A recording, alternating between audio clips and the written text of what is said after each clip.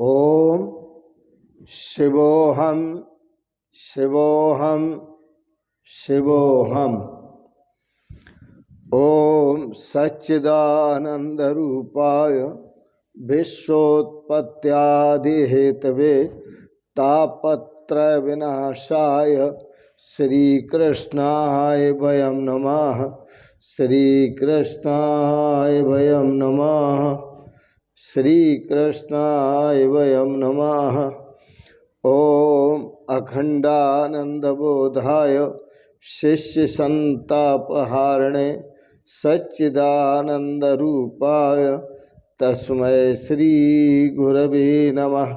तस्मै श्री गुरवे नमः।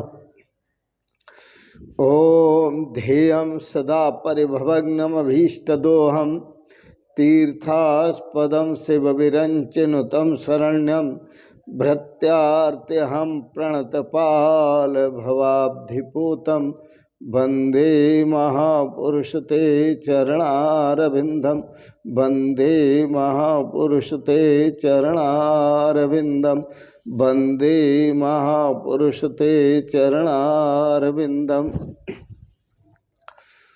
पूर्व प्रसंग में आप श्रवण कर रहे थे राम रैक्व संवाद। अध्यात्म विद्या के गुरु, ब्रह्म विद्या के गुरु महर्षि रैक्व,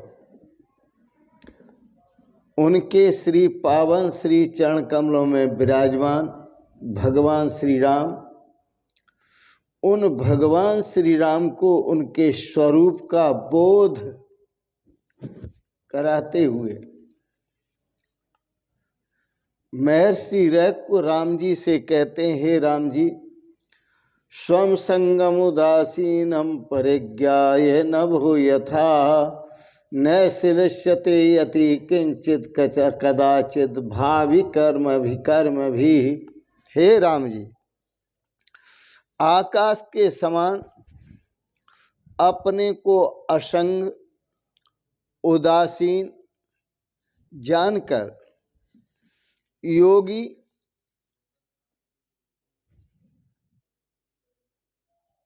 भविष्य के कर्मों में कभी भी लेश मात्र भी लिप्त नहीं होता। वह योगी भविष्य के कर्मों से, उनके बंधनों से मुक्त हो जाता है।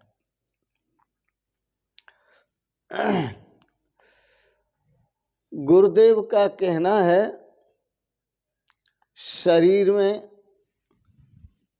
और तीनों शरीरों में, स्थूल शरीर, सूक्ष्म शरीर, कारण शरीर, यह तीन शरीर हैं। इन शरीरों में शरीर तो हारते हैं, लेकिन इन शरीरों में वास करने वाली आत्मा है, वह कभी हारती नहीं।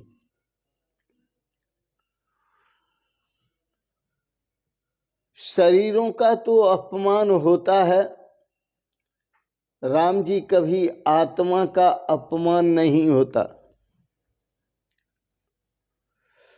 शरीर का सम्मान होता है, लेकिन आत्मा का कभी सम्मान नहीं होता। आत्मा और शरीर, शरीर तो घट की तरह है। जो भी विकार आता है वो शरीर में आता है, आत्मा में कोई विकार नहीं आता।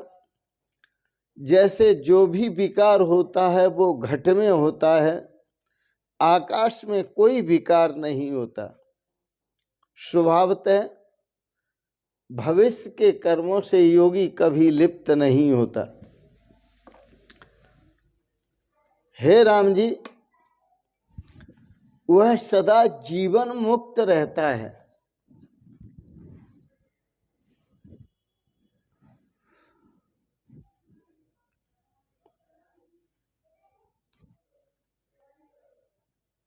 और जीवन मुक्त रहते हुए यदि किसी भी व्यक्ति को ऐसा महसूस होता है कि मैं परमात्मा के दर्शन कैसे करूं, उसका तरीका क्या है, यह तरीका किससे जानूं, कैसे प्राप्त करूं वह युक्ति, वह उपाय जिससे मुझे परमात्मा का दर्शन हो।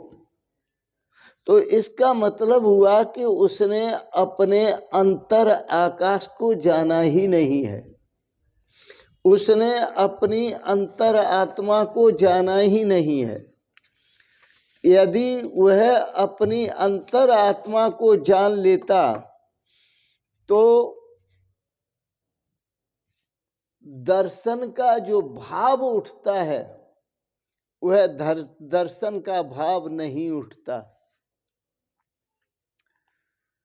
किसी व्यक्ति को भूख लगती है, उसे प्यास लगती है, उसे बुढ़ापा आता है, उसकी मृत्यु होती है, लेकिन जो भीतर अंतरतम आकाश है आपकी अंतरात्मा, उस अंतर आत्मा को न भूख लगती है, न प्यास लगती है, न उस अंतरात्मा को कभी बुढ़ापा आता है। वह अंतरात्मा कभी जन्मती नहीं और कभी मरती नहीं, उसको मौत छूती भी नहीं।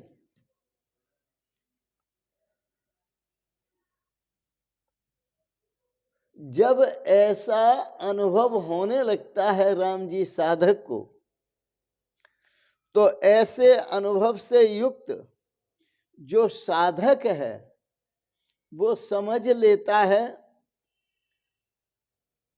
न नभो घटो योगे न सुरागंधे न लिप्यते तथात्मोपाधि योगे न तद्धर्मयी न लिप्यते।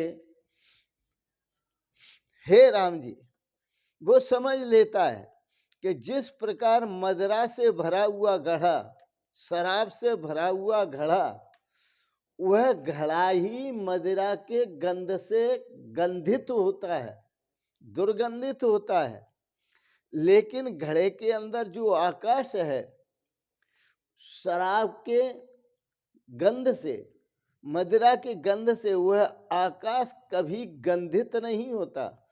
तो गंध की जो उपाधि लगती है वो घड़े को लगती है, आकाश को कभी उपाधि नहीं लगती। आकाश तो सदा निर्लेप रहता है, निर्लिप्त रहता है राम जी। और आपको पूर्व में भी बता चुके हैं कि आकाशवत सर्वगतश्च नित्य स आत्मा, जो आकाश की तरह सब जगह गया हुआ और सर्व जगह व्यापक वही आत्मा है। और राम जी तत्वमसि वही तुम हो।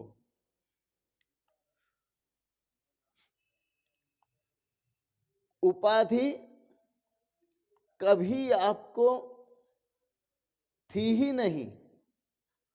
उपाधियां शरीर में होती हैं, मन की होती हैं, और इन उपाधियों को शरीर ही सुसज्जित करता है। कर्म की उपाधि करने की शरीर की है, तो शरीर करेगा तो शरीर भोगेगा। इंद्रियां करेंगी कर्म इंद्रियां तो कर्म इंद्रियां भोगेंगी। और कर्म ज्ञान इंद्रियां करेंगी तो ज्ञान इंद्रियां भोगती हैं।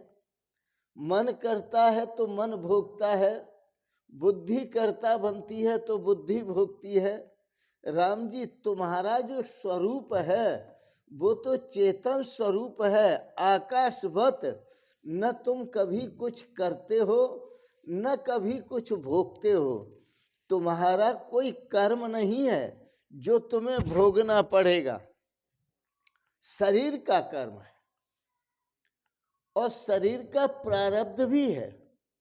और शरीर का संचित कर्म भी है, और वह कर्म पूर्व जन्म में किया हुआ इस जन्म में भोगना पड़ता है, इस जन्म में किया हुआ अगले जन्म में भोगना पड़ेगा। जैसे कोई व्यक्ति एक साइकिल चला रहा है और साइकिल तेजी से उसने चलाया और अपने पैडल चलाने, अपने पैर चलाना उसने बंद कर लिए। अब वो पैरों को नहीं चला रहा है, पैडलों को नहीं मार रहा है, लेकिन साइकिल दौड़ी जा रही है। क्यों दौड़ी जा रही है?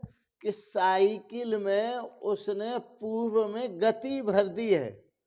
तो जो गति भरी है वह गति जब तक समाप्त नहीं होगी तब तक साइकिल दौड़ती जाएगी।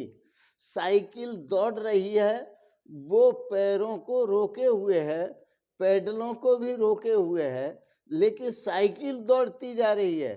किस प्रभाव से? कि पूर्व में उसने साइकिल में जो गति भरी है उस गति के कारण साइकिल दौड़ती जा रही है।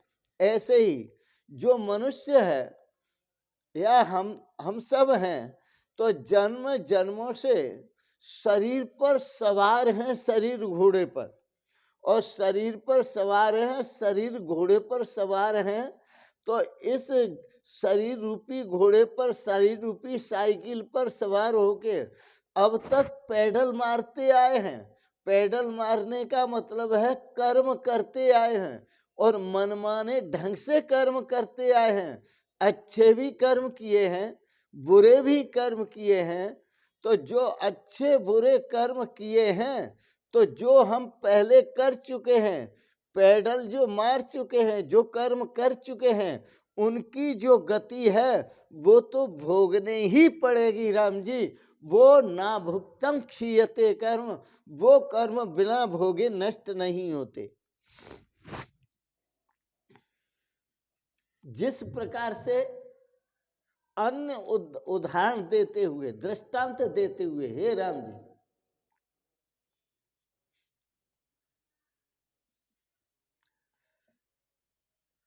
ज्ञानोदयात् प्रारब्धम कर्म ज्ञानात् न नश्यति, यदत्वा स्वफलम लक्ष्यम उद्देश्योत्सृष्ट बाणवत्। ज्ञान के उदय होने से पहले राम जी, ज्ञान के उदय होने से पहले जो कर्म किए गए हैं वो तो भोगने ही पड़ेंगे, लेकिन ज्ञान के बाद के जो आप कर्म करेंगे उनसे आप बच जाएंगे। इसको समझना है। और राम जी कैसे समझेंगे? जैसे आपने एक शब्द बोला,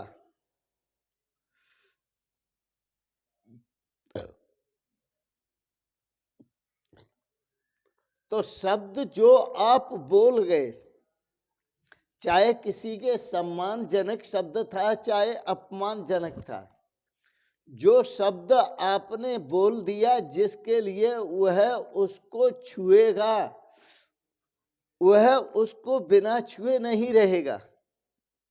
लेकिन आप बोल गए और बोलने के बाद राम जी आपको ध्यान आया कि ये हमने अच्छा नहीं किया, ये बुजुर्ग हैं, ऐसे शब्द हमें बोलने नहीं थे। तो जो आप बोल गए हैं वो तो उस वृद्ध को छुएंगे ही, लेकिन जो अब ख्याल आ गया तो आगे आप वैसे शब्द कभी नहीं बोलेंगे। तो कभी नहीं बोलेंगे तो वृद्ध को दुख भी नहीं होगा, उसका शाप भी नहीं मिलेगा।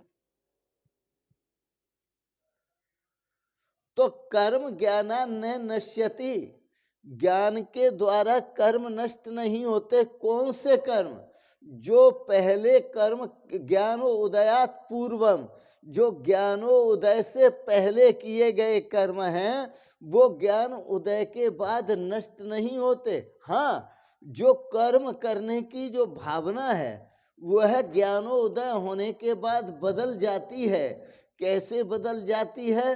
कि पहले कर्म करते थे कि मैं करता हूं, और ये अहंकार करते थे कि ये मैंने किया है। लेकिन ज्ञानोदय के बाद यह बोध हो जाता है कि मैं कर्म करने वाला नहीं हूं, यह शरीर है कर्म करने वाला, इंद्रियां हैं कर्म करने वाली, ज्ञान इंद्रियां, कर्म इंद्रियां, और आपका मन है कर्म करने वाला, बुद्धि है, अंतःकरण है कर्म करने वाला। अब आपने समझ लिया कि मैं कर्म करने वाला नहीं हूं, मैं कोई कर्म नहीं करता। तो जब मैं कोई कर्म नहीं करता तो कोई भी किया हुआ कर्म शरीर, इंद्रिय, मन, अंतःकरण आदि के द्वारा वो कभी मुझे बांध नहीं सकता।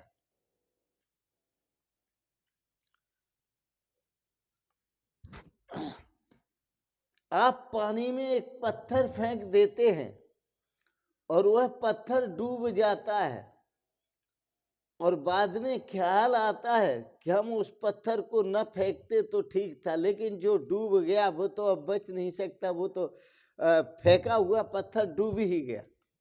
तो जो शब्द मुंह से निकल गया वो तो आगे सामने वाले व्यक्ति को चुभेगा ही, और जो बाण छूट गया कमान से, जो बाण छूट गया वो आगे भेदन करेगा ही। लेकिन आगे के लिए न तो बाण छोड़ना है, न पत्थर मारना है, न बोली बोलनी है, शब्द बोलना है। तो हम उन कर्मों से बच जाते हैं। तो कर्म छूटे हुए बाण की तरह हैं, और जब उसे ये पता चल जाता है कि मैं कर्म करने वाला नहीं हूं, तो वह व्यक्ति जीवन मुक्त पुरुष की तरह है, वो जीते जी मुक्त है। क्योंकि उसे ये पता चल गया कि मैं तो आकाश की तरह हूं, कि आकाश की तरह हूं, आकाश में सभी लोग अच्छे और बुरे कर्म करते हैं, लेकिन आकाश ये समझता है कि मैं कर्म नहीं करता हूं। तो आकाश को कोई कर्म नहीं बाधित करता, आकाश को कोई कर्म लिपायमान नहीं होता, आकाश का कोई कर्मों से कोई संबंध नहीं होता। संबंध जो होता है व्यक्तियों से होता है, इसी तरह से संबंध कर्मों का जो होता है वह शरीरों से होता है, इंद्रियों से होता है, अंतःकरण से होता है। आत्मा से कर्मों का कोई संबंध नहीं होता। हे राम जी, आत्मा सदा निर्लेप है, परंतु व्याघ्र बुद्धिया विनिर्मुक्तो बाण पश्चात गौमतौ न तिष्ठति भिन्नत्येव लक्ष्यम वेगे निर्भरम। हे राम जी, किसी शिकारी ने जो वन में शिकार करने गया और उसने देखा झाड़ियां हिल रही हैं और उसे लगा शायद शेर है, तो व्याघ्र बुद्धिया विनिर्मुक्तो, इसको मारना चाहिए, और उसने कमान पर तीर चढ़ाया और झट से छोड़ दिया। तो व्याघ्र बुद्धि से छोड़ा गया तीर न तिष्ठति भिन्नत्येव, वह तीर अब रुकने वाला नहीं है। यह बड़ी खतरनाक होती है, जवान से निकली हुई वाणी शब्द और कमान से निकला हुआ तीर, ये कभी वापिस नहीं आते। तो व्याघ्र बुद्धिया विनिर्मुक्तो, बाद में उस बहेलिया को, उस शिकारी को ख्याल आया, और यह तो शेर नहीं है, गाय है, गाय। तो क्या अब छोड़ा हुआ बाण रुक जाएगा? वो रुकेगा नहीं। भिन्नत्येव, वो अब चाहे गाय है चाहे सिंह है, उसका भेदन करेगा ही। तो व्याघ्र बुद्धिया विनिर्मुक्तो बाणे पश्चात गौमतौ न तिष्ठति भिन्नत्येव, अब वो रुकने वाला नहीं है, वो तो उसका भेदन करेगा ही, क्योंकि वह लक्ष्य करके छोड़ा गया है, और निर्भरम वेगेन, बड़ी तेजी से छोड़ा गया है, और वह निर्भर हो गया, अर्थात अब वह कमान के आश्रित नहीं है, न बहेलिया के आश्रित है, इसलिए वो लक्ष्य का भेदन करेगा। हे राम जी, ऐसे बहुत से उदाहरण हैं कि दो बातें होती हैं। एक जीवन मुक्त पुरुष होता है, लेकिन जो जीवन मुक्त होता है वह मोक्ष रहित होता है। मोक्ष में और जीवन मुक्त में अंतर है। मोक्ष में और जीवन मुक्त में अंतर है।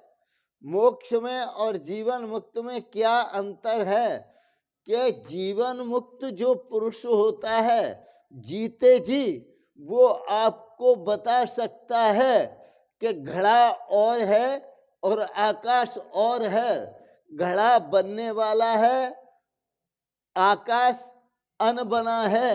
घड़ा फूटने वाला है, आकाश फूटने वाला नहीं है। घड़ा विकारी है, आकाश निर्विकारी है। घड़ा संग है, आकाश सदा असंग है। यह कौन बताता है? मुक्त पुरुष के शरीर जो है वह संग रहता है सबके, शरीर सबके संग है, लेकिन सभी शरीरों में जो आत्मा है वो सदा सबसे असंग है। शरीर संबंधियों के साथ रहता है तो संबंधियों के संग है, शरीर कर्म के साथ रहता है तो कर्म के संग है, शरीर शब्दों के साथ रहता है तो शब्दों के संग है, शरीर क्रिया के साथ रहता है तो क्रिया के संग है, लेकिन जो आत्मा है वो सदा असंग है।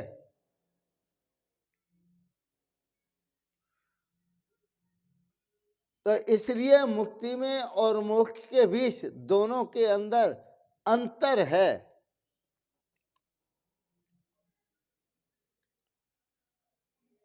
मुक्त पुरुषों को भी बड़े बड़े कष्ट झेलने पड़ते हैं, लेकिन मोक्ष पुरुष को कभी कष्ट झेलने नहीं पड़ते। जैसे उदाहरण के लिए बहुत सारे उदाहरण हैं अपनी भारतीय संस्कृति में। रामकृष्ण जो परमहंस हुए उनको कैंसर हो गया था गले में, और जब गले में कैंसर हुआ तो स्वामी विवेकानंद भी रोते थे। इसलिए रोते थे कि स्वामी विवेकानंद को उस समय तक आत्म स्वरूप का बोध नहीं हुआ था, इसलिए वो रोते थे। और जब उनको बोध हुआ आत्म स्वरूप का तो आकाशवत अपने को देखा, आकाशवत गुरुदेव को देखा और उनका रोना बंद हुआ। उन्होंने समझा कि गुरुदेव कहते थे कि कैंसर जो हुआ है वो शरीर को हुआ है, आत्मा को कभी कैंसर नहीं होता। तो इसी प्रकार से यह आत्म स्वरूप है, उनको कोई कैंसर नहीं है। आकाश भाव जब तक नहीं होता, आत्म भाव जब तक नहीं होता, तब तक कभी हमारी भटकना समाप्त नहीं होती। इसलिए महापुरुषों ने कहा है, आत्म ज्ञान बिना नर भटके, कोई मथुरा कोई काशी, मोए सुन सुन आवत हासी, पानी में मीन प्यासी। और संतों ने अपनी सरल भाषा में बहुत कुछ कहा है।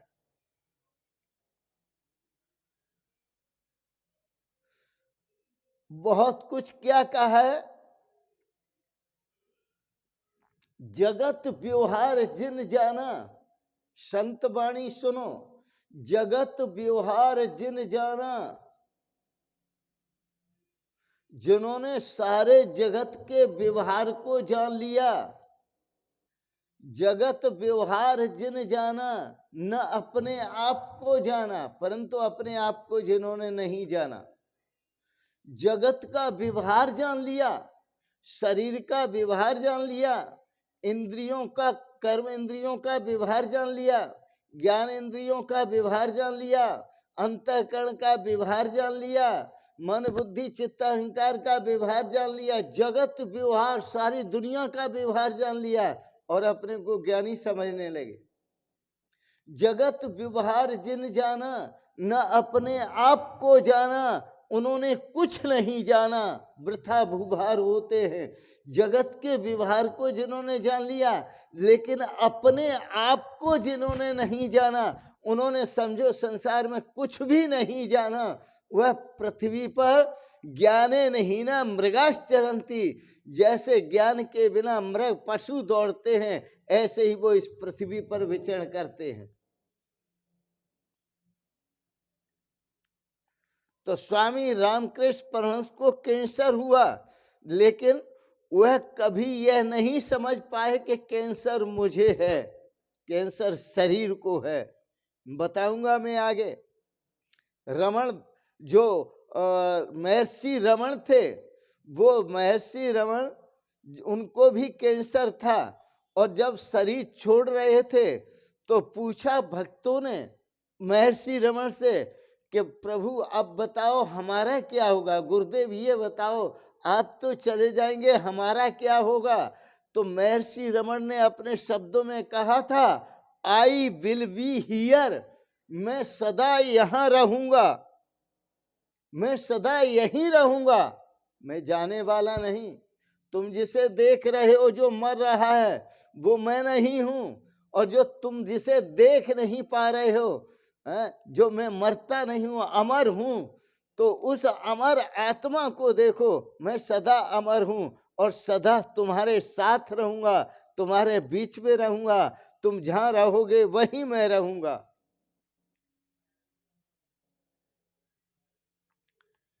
तो रामकृष्ण परमहंस जब शरीर त्यागने लगे, तो त्यागने पर उनकी पत्नी, जिसके साथ विवाह हुआ था, जब विवाह तो हुआ था, लेकिन उन्होंने कभी उसको पत्नी नहीं माना, हमेशा कहते थे मां शारदे। भाव देखिए, मां शारदे। भूख लगती थी, वो कहते थे मां शारदे भोजन दे दो। प्यास लगती थी, कहते थे मां शारदे पानी दे दो। वह शारदा छाती पीट पीट कर रोने लगी। जब रामकृष्ण परमहंस का शरीर छूटने लगा तो वह रोने लगी। जब रोने लगी तो रामकृष्ण परमहंस ने कहा, तू रोती क्यों है, क्यों रोती है, तू कभी विधवा नहीं होगी, तू सदा सधवा ही रहेगी। कितनी गजब की बात है, तू सदा सधवा ही रहेगी। खुश हो गई होगी शारदा, क्योंकि स्वामी रामकृष्ण परमहंस ने कहा, मैं मरने वाला नहीं हूं, अमर है आत्मा मेरी, कजा से मैं नहीं डरता, मैं अजर अमर आत्मा हूं, तू सधवा ही रहेगी और मैं भी यहीं रहूंगा और तू भी यहीं रहेगी, मैं मरने वाला नहीं। यह रामकृष्ण परमहंस का और शारदा का जो विवाह है, यह साधारण विवाह नहीं है, यह साधारण मिलन नहीं है।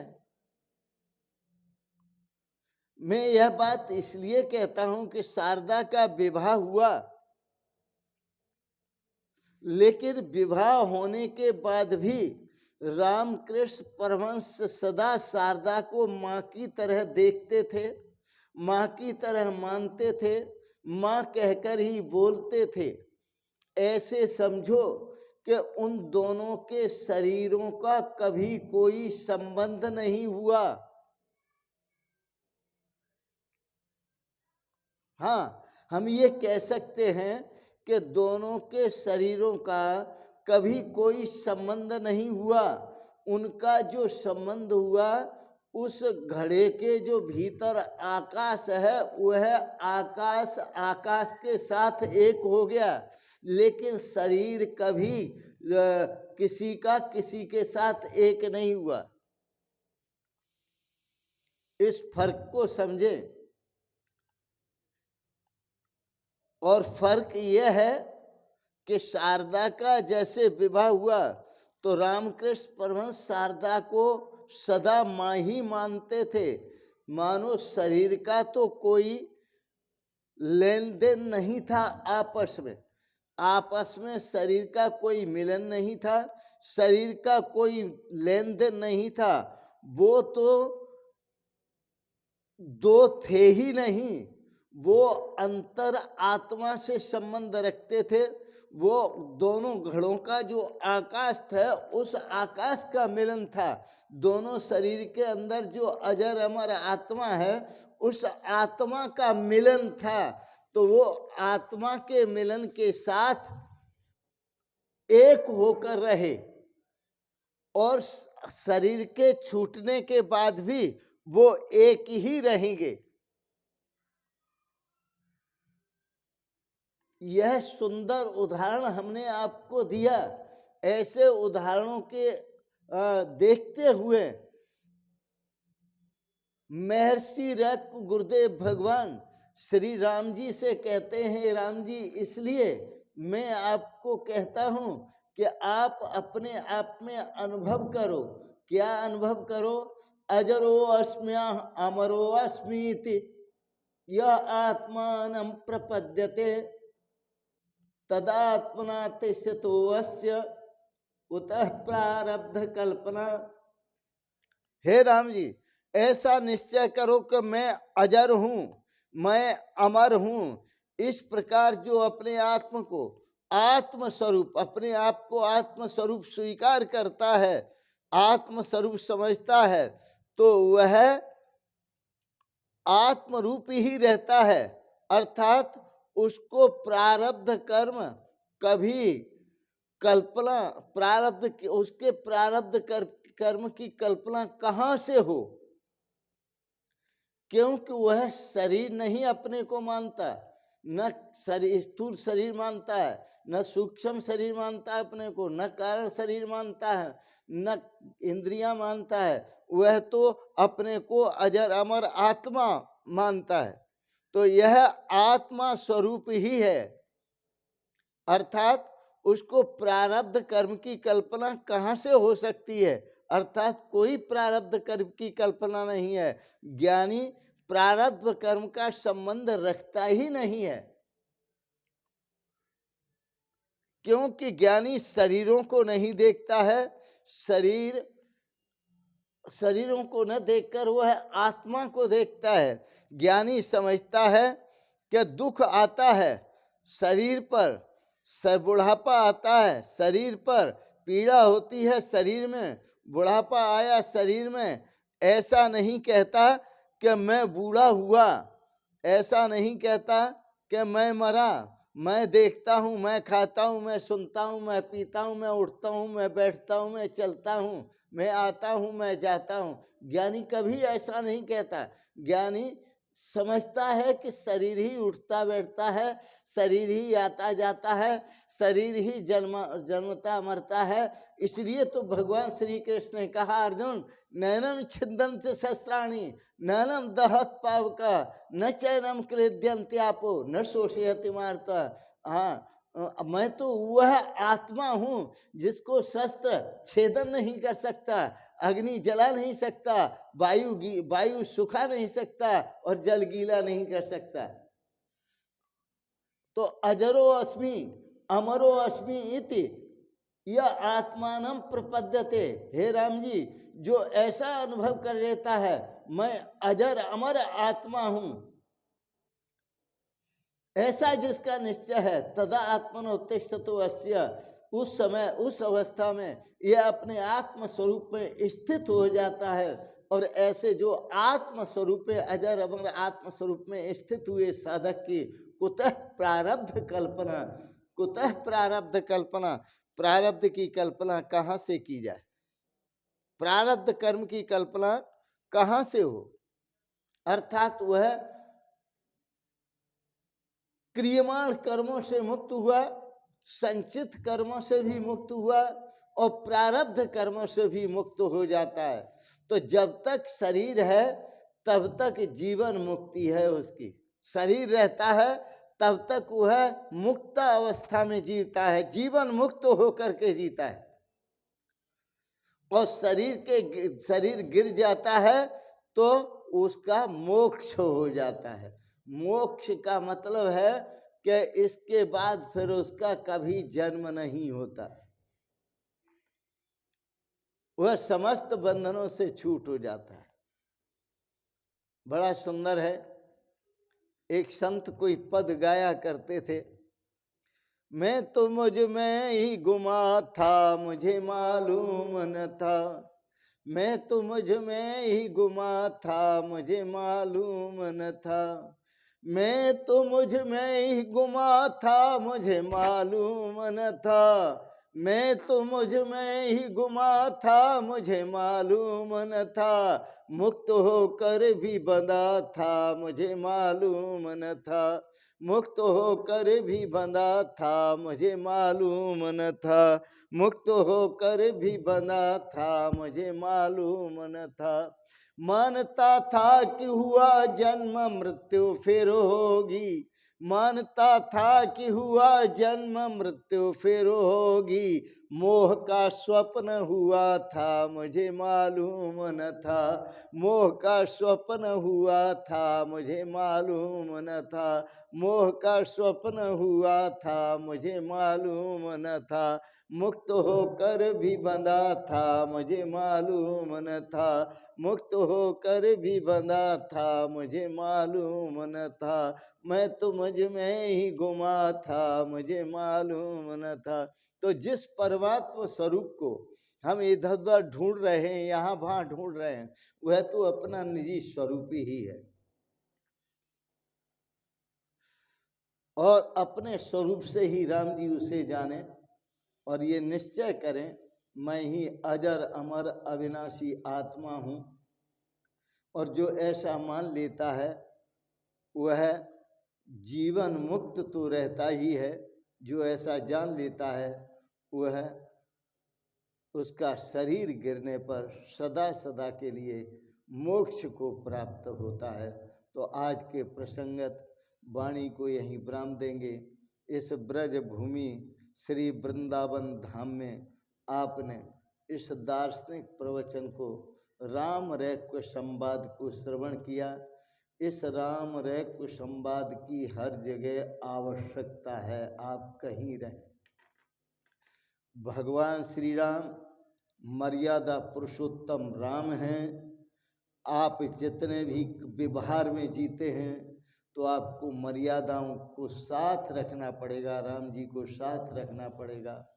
और आप कर्म करते हैं शरीर से, मन से, बुद्धि से, इंद्रियों से, तो आपको इस भाव को भी प्राप्त करना पड़ेगा, जो अद्वैत भाव है, जिसमें जीते जी मुक्ति प्राप्त होती है, मुक्त जीवन जीते हैं और अंत में मोक्ष प्राप्त होता है। तो इन शब्दों के साथ ही मैं अपनी वाणी को विराम देता हूँ। आपने बड़े प्रेम और श्रद्धा से यह जो राम रैक्य संवाद श्रवण किया, इसके लिए बहुत बहुत अनुग्रहित हूँ। भगवान आप सभी को वह सद्बुद्धि प्रदान करें जिससे आप भी भगवान श्री राम की तरह, भगवान श्री राम के पद चिन्हों पर चलते हुए और आप अपने स्वरूप को उपलब्ध हों, अपने जीवन में श्रेय और सौभाग्य को उपलब्ध हों। इन शब्दों के साथ ही आपको बहुत बहुत शुभकामनाएं, बहुत बहुत आशीर्वाद और बहुत बहुत प्रणाम प्रणाम प्रणाम। शिवोहम शिवोहम शिवोहम।